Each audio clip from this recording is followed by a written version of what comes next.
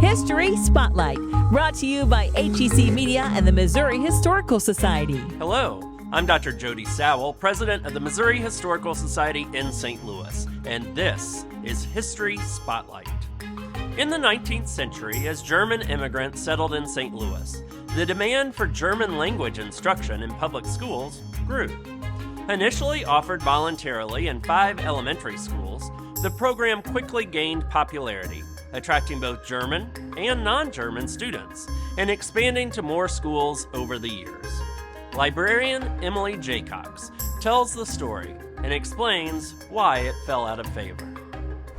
Although St. Louis had been founded by French fur traders in 1764, and St. Louis became part of the United States in 1804, it was not until 1838 that the St. Louis public schools held their first classes. Significant numbers of Germans started moving to St. Louis in the 1830s and 1840s. By 1860, St. Louis was a majority immigrant city, with the 2 most numerous groups being Germans and Irish. In 1843, German families petitioned the St. Louis public schools to add instruction in German.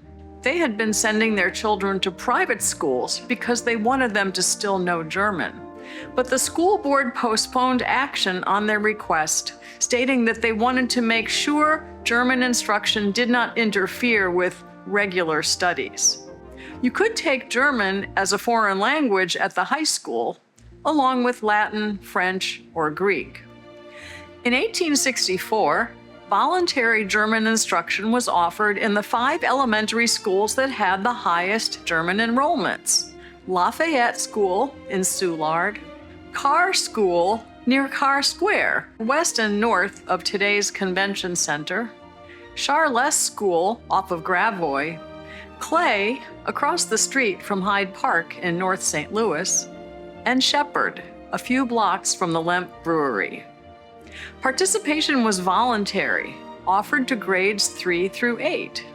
540 students took part the first year.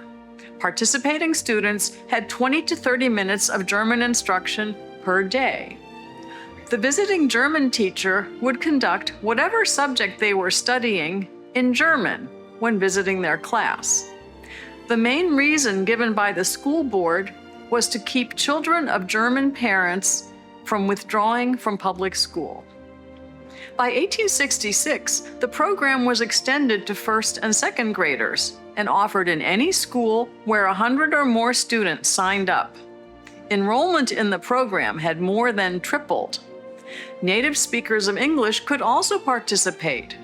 The program was so popular with them that for the 10 years between 1872 and 1881, between 1/3 and 1/2 of the participants were not native speakers of German. Benefits were noted in the local school board reports, including the fact that groundbreaking scientific research was being published in German, and these students would be able to read it. The students in the program were seen as more disciplined, and the school board said, quote, "It was a great means for production of a homogeneous population." In 1876, the city limits were expanded and 10 more schools offered German-English instruction. But by 1879, the school board cited concerns about the expense of the program.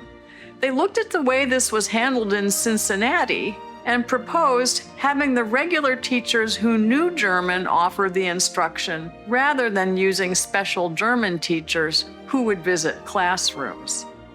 They proposed to handle this staffing shift through attrition. Between 1879 and 1881, the number of special German teachers dropped by 1/3. In 1883, a faction in the school board introduced a motion to allow nothing but English to be taught in the St. Louis public schools, arguing that the German script impairs the sight of pupils and teaching 2 forms of penmanship is a waste of time. But that motion was tabled and then indefinitely postponed. Meanwhile, in 1887, there was a change in the way the school board was elected. The new board discussed a retrenchment plan to cut costs. As of the end of the fall semester 1888, there was no more German English instruction in grade school. German, as well as other languages, continued to be offered at the high school level, but in those days only a small percentage of students went on to high school. The special German teachers were permitted to use the classrooms after hours to finish out the school year. To learn more about the Missouri Historical Society, visit mohistory.org.